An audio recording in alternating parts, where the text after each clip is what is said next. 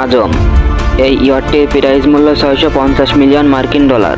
সংযুক্ত আরব আমিরাতের প্রেসিডেন্ট এবং আবুধাবির আমির খলিফা বিন জায়েদ আল নাহিয়ান এই ইয়াটটির মালিক। 180 মিটার লম্বা এই বিলাসবহুল ইয়াটটি সমুদ্রে ভাসানো হয় 2013 সালে। এই ইয়াটটি এখন পর্যন্ত পৃথিবীর বৃহত্তম ইয়াট। অগভীর জলে চলাচলের জন্য এতে ব্যবহার করা হয়েছে বিশেষ প্রকৌশল, যা এই তালিকায় অন্য ইয়াটগুলো থেকে আজমকে করেছে অনন্য।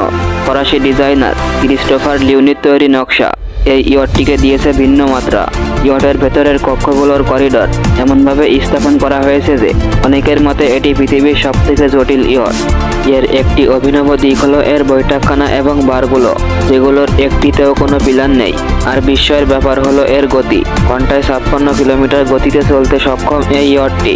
এছাড়া জেনে অবাক হবেন এই ইয়াটে রয়েছে নিজস্ব মিসাইল প্রতিরক্ষা ব্যবস্থা এবং একটি সাবমেরিন।